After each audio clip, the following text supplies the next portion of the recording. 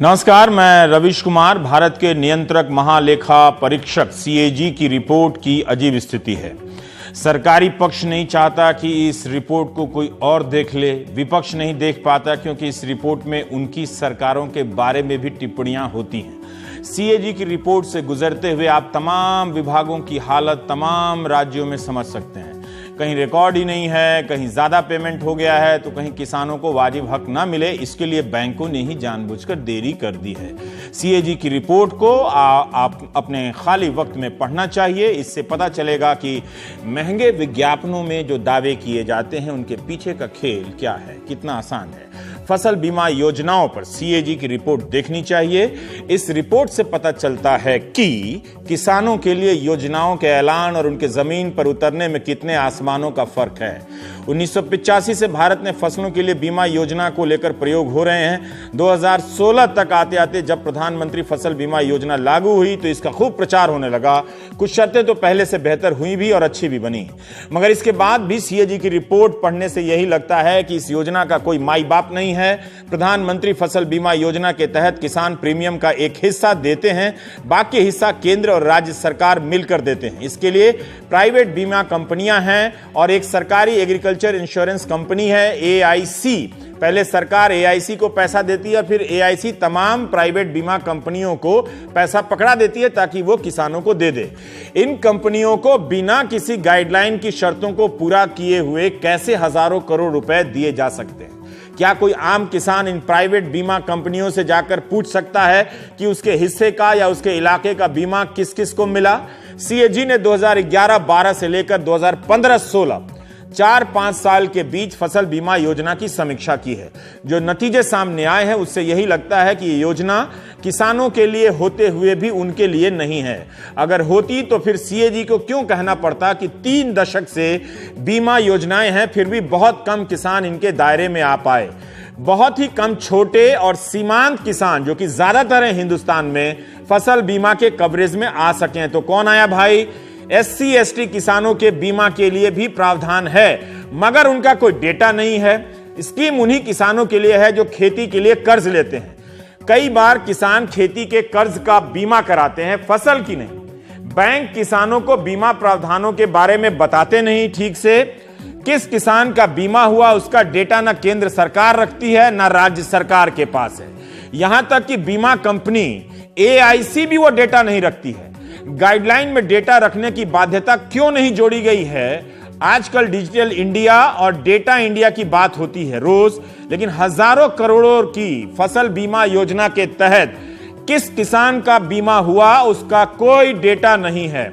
यह सुविधा किसानों के लिए है या किसी और के लिए?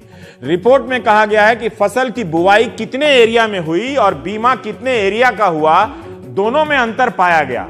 महाराष्ट्र के एक तालुका में खरीफ 2015 के खरीफ सीजन में 51,397 हेक्टेयर जमीन में धान की बुवाई होती है खरीफ फसल की, जबकि बीमा कवर का एरिया दिखाया गया 1,11,615 हेक्टेयर बीमा बुवाई से भी ज्यादा। सीएजी का मानना है कि डबल बीमा लिए जाने की संभावना के संकेत मिलते हैं। ये उसके शब्द हैं, वो घोटाला धांधली का जैसे शब्दों का इस्तेमाल नहीं करती। इसके लिए बीड जिले के 3 तालुकाओं के बैंक रिकॉर्ड को पलटती है सीएजी, तो पता चलता है कि किसान एक ही फसल का बीमा 2-2, 3-3 बार उसको मिल गया। कोई चट कर गया या मिल गया हम तो नहीं जानते। सीएजी का कहना है कि राज्य सरकारों के दिए गए डेटा पे भरोसा नहीं किया जा सकता। किसानों की निगरानी के लिए कोई प्रभावशाली मैकेनिज्म नहीं है। जब निगरानी नहीं है, डेटा नहीं है और जो है उसमें अंतर है, तो फिर बच क्या गया? क्या यही कहना रह गया कि हो सकता है कि बड़े स्तर पर हेराफेरी हो रही है?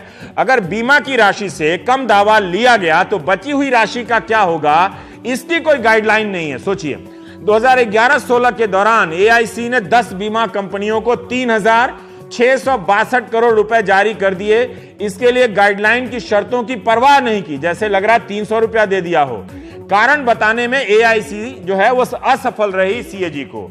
एआईसी ने सुनिश्चित नहीं किया कि बैंकों से यूटिलाइजेशन सर्टिफिकेट देना ही होगा, मतलब किसान को मिल गया, इसका पैसा यूटिलाइज हो गया, इसका सर्टिफिकेट हमको दीजिए तब पैसा देंगे। ये उस स्कीम की हालत है जिसके नाम के आगे प्रधानमंत्री जुड़ा हुआ है और देश की राजनीति जिससे दिन रात प्रभावित होती है। फसल बीमा योजना के तहत सरकार कई हजार करोड़ रुपए प्राइवेट बीमा कंपनियों को प्रीमियम की सब्सिडी देती है। प्राइवेट कंपनियां किसानों को दे रही हैं या नहीं, इसकी जांच के लिए ऑडिट का कोई प्रावधान नहीं है। कई बार बैंक भी किसानों का डेटा देने में देरी करते हैं। कभी खाता नंबर गलत निकलता है तो कभी खाता नंबर गलत दे दिया जाता है। ये क्यों देरी होती है, ये बैंक क्यों करते हैं, वही बता सकते हैं। बैंक वाले कहते हैं कि उन पर काम का बहुत प्रेशर है, जैसे हम लोगों पर भी है। ये सब सीएजी ने जांच के बाद अपनी रिपोर्ट में कहा है। महाराष्ट्र के 4 जिलों में 9 बैंकों ने किसानों के दावों का 72 करोड़ रुपया रोक लिया। एक कोऑपरेटिव बैंक ने 101 करोड़ रुपए बांट देने का सर्टिफिकेट भी जमा कर दिया, जबकि 98 करोड़ ब्रांच के खाते में ही पड़े मिले। भारतीय रेल को मोदी सरकार के काबिल मंत्रियों में से एक सुरेश प्रभु चलाते हैं, लेकिन सीएजी ने भारतीय रेल के लिए टिकट बुकिंग, पर्यटन से लेकर खान पान तक का जिम्मा संभालने वाली आईआरसीटीसी के काम और क्वालिटी की जो ऑडिट दी है वो काफी गंभीर है। सोचना पड़ रहा है कि सुरेश प्रभु के रेल मंत्री रहते ये सब हो रहा है, जिन्हें अच्छा माना जाता है, तो फिर यह कैसे मुमकिन है कि जोनल रेलवे को हर स्टेशन और ट्रेनों में कैटरिंग सेवाओं का मास्टर प्लान बनाकर देना था, लेकिन 7 जोनल रेलवेज ने यह ब्लूप्रिंट ही नहीं दिया। सो रहे हैं लगता है। नीति बनी कि ट्रेन की पेंट्री कार में गैस के बर्नर नहीं होंगे, एलपीजी सिलेंडर नहीं होगा, इलेक्ट्रिक किया जाएगा। इसके बावजूद इंटीग्रेटेड कोच फैक्ट्री ने अप्रैल 2011 से मार्च 2016 के बीच एलपीजी सिलेंडर वाली 103 पेंट्री कार बनाकर जोनल रेलवे को दी। 115 बेस किचन रेलवे परिसरों के बाहर थे, जहां गुणवत्ता की जांच की कोई सुविधा नहीं। 74 स्टेशनों में से 46 में जन आहार के केंद्र नहीं थे, जबकि रेलवे बोर्ड ने जोनल रेलवे को काफी किफायती दामों में खाना उपलब्ध कराने के लिए जन आहार केंद्र बनाने के आदेश दिए। 74 स्टेशनों और 80 ट्रेनों की संयुक्त जांच से पता चला कि कैटरिंग यूनिट्स में साफ सफाई नहीं रखी गई। नल के पानी का ही बिना साफ किए हुए इस्तेमाल हुआ खाने पीने में। डस्टबिन खुले हुए मिले, काफी गंदगी भरी थी। खाने पीने के सामान को मक्खियों, कीड़ों, धूल, चूहों और कॉकरोच वगैरह से बचाने के लिए ढककर नहीं रखा गया था। ट्रेनों और स्टेशनों में खाने पीने के सामान की बिक्री में काफी धांधली हो रही है। ट्रेन की मोबाइल यूनिट्स में खरीदे गए खाने पीने के सामान के बिल नहीं दिए जा रहे। खाद्य सामग्री तय मात्रा से कम दी जा रही है। बिना मंजूरी के घटिया क्वालिटी का पीने का पैकेट पानी दिया जा रहा है, बेचा जा रहा है। यह भी कहा गया है कि कई बार खाने की क्वालिटी ऐसी नहीं थी कि वो किसी इंसान को दी जाए। खाने पीने का दूषित या एक्सपायरी डेट वाला सामान यात्रियों को दिया जा रहा था। सीएजी की रिपोर्ट में कहा गया है कि यात्रियों से सुपरफास्ट रेल के लिए 11 करोड़ सरचार्ज वसूले गए, मगर कुछ सुपरफास्ट रेलगाड़ियां 95% लेट चलती रही। अब आते हैं जन स्वास्थ्य पर। गांव के लोगों के स्वास्थ्य के लिए 2005 में एनएचआरएम राष्ट्रीय ग्रामीण स्वास्थ्य मिशन की शुरुआत हुई, ताकि पैदा होते वक्त बच्चे और मां की होने वाली मौत की दर को घटाया जा सके, रोका जा सके। सीएजी ने 2011 से 16 तक का हिसाब किताब किया है। इस योजना की भी पोल खुल रही है। 27 राज्यों ने इस मद का पैसा खर्चा नहीं किया। सोचिए, 2011-12 में 7,375 करोड़ पैसा खर्च नहीं किया, जो 2015-16 में बढ़कर 9,509 करोड़ पैसा इन्होंने खर्च नहीं किया। तो ये कर क्या रहे हैं राज्य सरकारें? 6 राज्य ऐसे हैं जहां 36 करोड़ की राशि किसी और योजना में लगा दी भाई लोगों ने। जिन योजनाओं का संबंध गरीब औरतों और नवजात से है, उन योजनाओं का पैसा भी 7,000 करोड़ 9,000 करोड़ खर्च नहीं होगा, तो उन गरीब औरतों का क्या हो रहा होगा? क्या ये योजनाएं कागज पर ही घूम फिरकर वापस दिल्ली या राज्यों की राजधानी में लौट आती हैं? बिहार, झारखंड, सिक्किम, उत्तराखंड, पश्चिम बंगाल में primary health centre, community health centre अब भी 50% से कम है। सैकड़ों ऐसे स्वास्थ्य केंद्र हैं जो गंदे हालात में काम कर रहे हैं। 20 राज्यों में 1285 प्रोजेक्ट कागजों में पूरे हुए, मगर असलियत में शुरू भी नहीं हुए। मजाक चल रहा है धांधली का। 17 राज्य हैं जहां 30 करोड़ की अल्ट्रासाउंड, एक्सरे, ईसीजी जैसी मशीनें पड़ी हुई हैं। चलाने के लिए मेडिकल स्टाफ नहीं है, रखने तक की जगह नहीं है। क्या आपको लगता नहीं कि जनता के साथ मजाक हो रहा है? 27 राज्यों के लगभग हर स्वास्थ्य केंद्र में 77 से 87% डॉक्टर नहीं है। जब डॉक्टर नहीं है, तब सरकारें ऐसा विज्ञापन क्यों नहीं बनाती कि हम योजना तो बना रहे हैं, मगर पहुंचा नहीं रहे हैं। आपको भूल भुलैया में घुमा रहे हैं मगर आपको डॉक्टर नहीं दे रहे हैं। बगैर डॉक्टर के लिए एनएचआरएम का पैसा कैसे खर्च हो रहा होगा। 13 राज्यों में तो 67 स्वास्थ्य केंद्र मिले जहां पर कोई डॉक्टर ही नहीं था। एनीमिया यानी शरीर में आयरन की कमी की बीमारी है और महिलाओं और बच्चों में एनीमिया के मामले में भारत दुनिया में टॉप पर है। प्रसव के दौरान मरने वाली 50% माएं एनीमिया के कारण मरती हैं। इसके बाद भी सीएजी ने सभी राज्यों के प्राथमिक केंद्रों में पाया कि आयरन टेबलेट दी नहीं जा रही है। एनएचआरएम सेंटर में गर्भवती महिला को 100 फॉलिक एसिड टेबलेट देने ही होते हैं। ऑडिट में पाया गया कि सभी 28 राज्यों में 3 से 75% की कमी मिली, यानी दिए नहीं गए ये टेबलेट। ये अरुणाचल, जम्मू कश्मीर, मणिपुर, मेघालय में 50% गर्भवती महिलाओं को टेटनस का टीका भी नहीं लगा। सीएजी ने गुजरात में 3 जनरल अस्पतालों की जांच की। नडियाड जनरल अस्पताल में ऑपरेशन थिएटर तो है, लेकिन ऑपरेशन के पहले और बाद मरीज को रखने के लिए कमरे नहीं है। अगर आप सीधे मरीज को ओटी में ले जाएं और वहां से सीधे वार्ड में, तो उसे इन्फेक्शन होने का खतरा रहता है। इसी अस्पताल में जगह की कमी के कारण लैब का काम भी मरीजों के वेटिंग एरिया में चल रहा है। गोधरा के जनरल अस्पताल में 440 बिस्तर की जरूरत है, लेकिन है 210 मरीज जमीन पर मिले। झारखंड में 17 प्राइमरी हेल्थ सेंटर की इमारत नहीं है।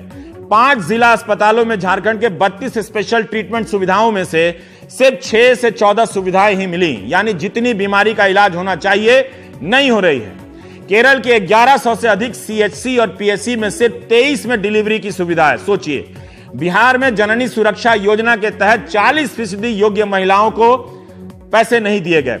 ऑडिट में पता चला कि 15 राज्यों के सालाना अकाउंट में भी काफी गड़बड़ियां हैं। रसीदों में खर्चों में कम ज्यादा दिखाया गया है, हिसाब भी ठीक से नहीं रखा गया। अपने निष्कर्ष में कैग ने लिखा है, सीएजी ने लिखा है कि केंद्र और राज्य दोनों ने पैसे को खर्च करने के मामले में संतोषजनक काम नहीं किया है। विज्ञापन में लेकिन सब ठीक है, जरूरत से ज्यादा है। सीएजी की रिपोर्ट से नजरें चुराने से कोई लाभ नहीं। बेहतर बात है कि हम इस सिस्टम को पारदर्शी बनाने के साथ साथ जमीन पर उतारने की संभावनाओं और कोशिशों पर बात करें। भागने से कोई फायदा नहीं। हमारे साथ आरबी सिंह जी हैं, जो आप सीएजी में डायरेक्ट टैक्सेस के महानिदेशक रहे हैं। सर, आपका बहुत बहुत स्वागत है। हम आपसे यही जानना चाहते हैं कि सीएजी, हम लोग जानते हैं कि एक संवैधानिक संस्था है, आर्टिकल 148-49 के तहत बनाई गई है, स्वायत्त संस्था है। आपकी संस्था को कोई सरकार या राजनीति प्रभावित नहीं कर सकती है, लेकिन फिर भी आप एक विभाग का चुनाव कैसे करते हैं, समय का चुनाव कैसे करते हैं, सैंपल लेते हैं या उस विभाग के हर जिले हर जगह जाकर चेकिंग करते हैं, कितने लोग होते हैं? सर, इसके बारे में थोड़ा हम जानना चाहते हैं पहले। धन्यवाद रवि जी। जैसे आपने कहा कि सीएजी का कार्यालय एक संसदीय संस्था है। सीएजी का कार्यालय एक संसदीय संस्था है और इसके हर एक राज्य में महालेखाकार के कार्यालय हैं। तो करीब अगर पूरे महालेखाकारों के कार्यालयों को ले लें तो करीब 50,000 कर्मचारी काम करते हैं। अच्छा। ग्रुप ए के करीब 600 ऑफिसर्स हैं और ग्रुप बी के भी करीब हम समझते हैं कि 10,000 ऑफिसर्स होंगे। और जब ऑडिट करने से पहले हर एक साल महालेखाकार के कार्यालय में और सीएजी के कार्यालय में एक बहुत ही उच्च स्तरीय बैठक होती है और जहाँ तक सब्जेक्ट्स किस किस विषय पे जो आप भी जितनी भी अभी तक रिपोर्ट बोले सभी मोस्टली परफॉर्मेंस ऑडिट्स की रिपोर्ट के बारे में आप बात कर रहे हैं। तो एक नियत रूप से निश्चित टाइम सेवा में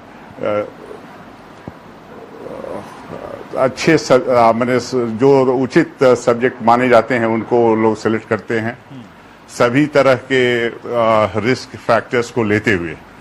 तो जैसे कि किसी प्रणाली में किसी स्कीम का इम्पोर्टेंस केवल पैसे से नहीं गिना जाता। जैसे कि रेलवेज में जो आईआरसीटीसी के वर्क पे इस बार ऑडिट किया गया, तो अगर एक्सपेंडिचर से लेंगे तो उसमें शायद बहुत ज़्यादा रेलवे का अपना एक्सपेंडिचर नहीं होता होगा। फिर भी जो पीपल सेंट्रिक समाज के विभिन्न लोगों की जरूरतों को ध्यान में रख के सोशल सेक्टर्स का रिपोर्ट सब्जेक्ट सेलेक्ट करते हैं। उसी तरह से इकोनॉमिक सेक्टर के सब्जेक्ट्स भी सेलेक्ट किए जाते हैं और हर एक विभाग को के हर एक यूनिट को तो कवर नहीं किया जा सकता, 100% ऑडिट पॉसिबल नहीं है। तो सीएजी की सभी यूनिट्स हैं वो रिस्क बेस पे करके सैंपल लेती हैं। सैंपल लेने में भी विभिन्न बातों को ध्यान में रखा जाता है। तो पूरी कोशिश ये रहती है कि जो भी रिपोर्ट बने बहुत ही इम्पार्शियल में बनाई जाए, सब्जेक्ट्स बहुत सही तरीके से चुने जाएं और जो ऑडिट करने के पर्सनल पे भी बहुत ध्यान दिया जाता है कि जो उस सब्जेक्ट की ऑडिट कर सकते हैं, जो कॉम्पिटेंट हैं, उन्हीं लोगों को सेलेक्ट किया जाता है। तो रिपोर्ट तो हमारे आपने कहा कि विभिन्न विभागों के रिपोर्ट बनाए जा रहे हैं। आजकल जहां तक केंद्र का सवाल है, करीब करीब 45 से 55 रिपोर्ट हर साल बनाए जा रहे हैं। हम ये सब भी जानना चाहते थे आपसे, बुनियादी सवाल ताकि हमें पता चले। एक बात और मैं जानना चाहता हूं कि क्या आपने कहा 50,000 लोगों की संस्था है सीएजी, क्या आप लोग प्राइवेट एजेंसी को भी हायर करते हैं? जैसे बहुत सारे जो चार्टेड अकाउंटेंट हैं उन लोगों को आपने हायर कर लिया हो, ऐसे प्राइवेट एजेंसी को भी हायर करते हैं आप लोग या खुद ही करते हैं? सर जी नहीं, ऐसा कहीं भी हम बाध्य नहीं कि नहीं हायर कर सकते हैं। हाँ। लेकिन जब जरूरत होती है तो आवाज क्लियर नहीं है। जब जरूरत होती है तो जरूर हम लोग मदद लेते हैं। बट जहां तक चार्टर्ड अकाउंटेंट्स की बात है तो पब्लिक सेक्टर ऑर्गेनाइजेशंस के ऑडिट में और उनका पहले स्टैट्यूटरी ऑडिट होता है, उसके बाद सीएजी का सप्लीमेंट्री ऑडिट होता है। सीएजी चार्टर्ड अकाउंटेंट्स को अपॉइंट करती है पीएसयू के ऑडिट के लिए, उनको निर्देश भी देती है और उनको डायरेक्शंस देती है कि किस चीज पे ज्यादा ध्यान दिया जाए।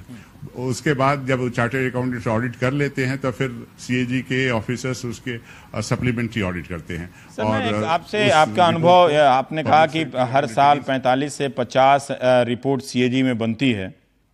मैं आपसे जानना चाहता हूं इन रिपोर्ट से गुजरते हुए हमारे सिस्टम की क्या छवि आपके जहन में है कि क्या अब सिस्टम अभी भी लूट आसान है, पारदर्शिता कहने के लिए है लेकिन हेराफेरी हो रही है, गाइडलाइन ही इस तरह से बना दिए गए कि कागज पे कुछ भी गलत ना लगे और पैसे का हेरफेर हो जाए? जैसे रिपोर्ट में किसी भी रिपोर्ट में ये नहीं कहा गया कि ये पैसा लूट लिया गया है या यहाँ धांधली हुई है। मैं देख रहा था जब किसानों की बात हो रही है कि डबल, एक ही किसान को डबल मिल गया होगा, तो दूसरी तरफ से नहीं है कि कहीं हेरफेर तो नहीं हुई होगी, इस तरह की टिप्पणियां नहीं है। तो क्या ये आप हम पर छोड़ देते हैं कि हम क्या समझें, और आपकी क्या छवि बनती है कि हमारे डिपार्टमेंट कितने इंप्रूव हुए हैं? जी देखिए, मैं सरकार का कर्मचारी रहा हूं 37 साल तक। आप रिटायर कर गए हैं तो बोल सकते हैं सर। हेलो, आवाज क्लियर नहीं आ रही थी जी। नहीं, रिटायर नहीं, बट देन मैं उनकी मजबूरियां भी समझता हूं। मैं जानता हूं सरकार भी बहुत अथक प्रयास कर रही है, सभी सरकारें प्रयास करती हैं और अथक प्रयास करती है, क्योंकि मैं अभी भी सरकार के कुछ कार्यों से जुड़ा हूं। तो ये नहीं कहता कि वो कोशिश नहीं करते हैं, लेकिन देश इतना बड़ा है, लोग इतने ज्यादा हैं कि लाख आप तैयारी कर लें, लाख कोशिश कर लें, कुछ लोग ऐसे हैं जो उसका फायदा उठाना चाहते हैं। तो ये कहना कि जानबूझ के सरकारें ऐसे करती हैं, मैं उसमें नहीं भी विश्वास करता। सरकार में मैंने काम किया है, सरकार में ईमानदारी के साथ काम किया जा सकता है। ऐसा नहीं है कि सरकार में ईमानदार लोग कम हैं, ऐसी भी बात नहीं है। ये कहना, कोशिश हमेशा ये रहती है सीएजी की बैलेंस रिपोर्ट दिया जाए, अच्छाइयों को भी कहा जाए, बुराइयों को भी कहा जाए, और ये कहना कि हम लोग जानबूझ के कुछ छोड़ देते हैं, ऐसा नहीं है। अगर सही स्थिति रहती है, अगर प्रोवाइड मतलब हमारे पास चूंकि एविडेंस बेस्ड ऑडिट रिपोर्ट होता है, हमारे रिपोर्ट मुझे जो भी अच्छा लगा कि सरकार आपने ये नहीं कहा कि लूट हो रही है, जैसे हम बेस प्रेस वाले कहना शुरू कर देते हैं, लेकिन आपने ये जरूर लिखा, उससे पढ़ के पता चल रहा है ये फसल बीमा योजना के बारे में कि हम अगर प्राइवेट कंपनियों का पैसा ऑडिट नहीं कर सकते, सरकार जनता का पैसा प्राइवेट कंपनियों को कई हजार करोड़ दे रही है, तो हम कैसे मान लें कि उन कंपनियों ने किसानों को सही तरीके से दिया कि नहीं दिया, सही नाम इस्तेमाल किए गए कि नहीं किए गए, इतने सारे पैसे दिए गए उनके बारे में। तो ये गाइडलाइन में क्यों नहीं लिखा गया था पहले ही कि जब आप किसी को पैसा दे रहे हैं, ये तो आम समझ की बात होनी चाहिए सरकार के सिस्टम में कि हम जिसको भी अपना पैसा देंगे उसका हिसाब किताब हम उससे कभी भी जांच सकते हैं। लेकिन सीएजी को ये कहना पड़ा कि इतना 1000 करोड़ रुपया आप प्राइवेट बीमा कंपनियों को दे रहे हैं और उसकी जांच नहीं कर सकते। किसान को 5 रुपया देने के लिए कितनी मीटिंग होती है, कितना आंदोलन करना पड़ता है, गोली खा के कुछ को मरना पड़ता है, सुसाइड करना पड़ता है, तब 5 रुपया मिलता है सरकार की तरफ से। और इन कंपनियों को बिना कोई गाइडलाइन के शर्त पूरा किए हुए 3600 करोड़ रुपए मिल गए और इस पर कोई सन्नाटा, कोई चहल पहल नहीं, चुप्पी है, दाएं बाएं की तरह की बातें हैं। तो कट गया, हम उनको फोन लाइन पे ट्राई करना चाहते हैं आरबी सिंह साहब को। हम यही चाह रहे थे कि सीएजी की एक सिस्टम को समझें। नेता लोग तो अपनी इधर उधर की बात करते रहेंगे, लेकिन आप सोचिए कि पीएस प्राइमरी हेल्थ सेंटर बनाए गए हैं और वहाँ पे अगर 10 में से 7 और 8 डॉक्टर नहीं हैं तो वो हेल्थ सेंटर क्यों हैं? फिर वो किसके लिए हैं? तो क्या सरकारें अपनी उपलब्धियों की विज्ञापन बनाती है तो वो कहती है कि आप नेगेटिव क्यों दिखाते हैं? आप ही दिखा दीजिए नेगेटिव, आप ही विज्ञापन बनाइए कि हमने पीएचसी तो बना दिया, डॉक्टर नहीं है। कहीं तो डॉक्टर होगा ना, कहीं तो उस सिस्टम में इंप्रूवमेंट होगा, आप यही बता दीजिए। आयरन टेबलेट क्या चीज है? इतने बड़े देश में, इस हिंदुस्तान के लिए आयरन टेबलेट उपलब्ध कराना कौन सा बड़ा तूफान है? कोई बहुत बड़ी चीज तो नहीं है। तो आयरन टेबलेट भी अगर नहीं मिले कई राज्यों में, तो इससे हमको, जो हम 10 नेताओं को लेकर दिन भर बहस करते रहते हैं, आप ये देखिए कि फिर क्या सिस्टम इस देश में है कि 28 राज्यों में प्राइमरी हेल्थ सेंटर पर आयरन टेबलेट नहीं है, औरतों को टेटनस का टीका नहीं मिल रहा, जबकि हमारा अभियान है कि प्रसव के दौरान बच्चा पैदा करते समय होने वाली औरतों की मौत और बच्चों की मौत दुनिया में ज्यादा है। शर्म आती है, हमें इसको कम करना है, टेटनस का टीका देना है, वो भी नहीं है। ये हालत है कि जब इतना सुरेश प्रभु जी की तारीफ होती है तो जोनल रेलवे जोन को कहा जाता है कि आप केटरिंग की कैसे बनाएं, वो करें, वो भी नहीं दे पाए। पर बारिश की मेहरबानी से कोई बात नहीं, हम छोटा सा ब्रेक लेते हैं, फिर आगे ट्राई करेंगे कि इनसे संपर्क हो पाता है कि नहीं।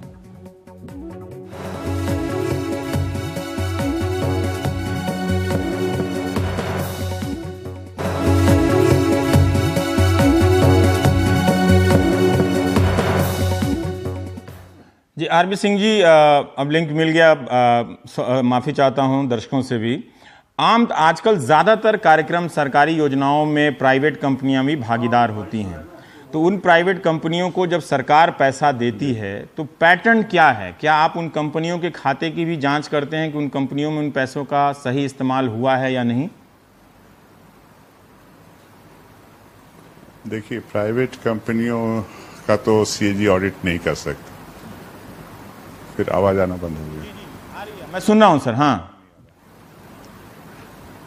अच्छा, हाँ, तो नहीं, प्राइवेट कंपनियों के खाताओं को तो डायरेक्ट हम लोग ऑडिट नहीं कर सकते, सीएजी का मैंडेट में नहीं है। लेकिन अगर सरकार किसी तरीके से प्राइवेट कंपनियों को कुछ पैसे देती है या प्राइवेट कंपनियों का कुछ पैसा उनके रेवेन्यू का शेयर करती है, वो शेयर करते हैं सरकार के साथ, जैसे टेलीफोन की कंपनियां हैं वो शेयर करते हैं, तो उन कंपनियों का जरूर सीएजी का कार्यालय और उनके कर्मचारी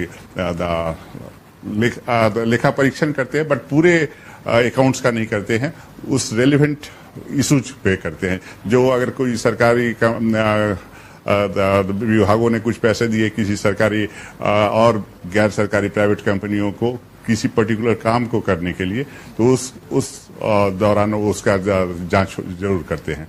जैसे सेंट्रल साइड में देख लें, टेलीकॉम कंपनीज हैं, टेलीकॉम कंपनीज अपनी रेवेन्यू शेयर करती हैं सरकार के साथ, तो उसमें सुप्रीम कोर्ट के निर्देश के अनुसार सीएजी के ऑफिसर्स उसके रेवेन्यू का ऑडिट करते हैं, उसको चेक करते हैं कि वो सही रेवेन्यू दिखा रहे हैं कि नहीं दिखा रहे हैं। एक सवाल मैं जानना चाहता हूं सर कि डिफेंस जी ये जो डिफेंस का जो रिपोर्ट है, तो ठीक है, ठेका देने में गड़बड़ी है, कल पुर्जों में गड़बड़ी है, वो तो होना चाहिए, पर ये बात क्यों पब्लिक में डालनी चाहिए कि कितने दिन के हमारे पास गोला बारूद हैं और कितने दिनों के लिए हमारे पास हथियार हैं?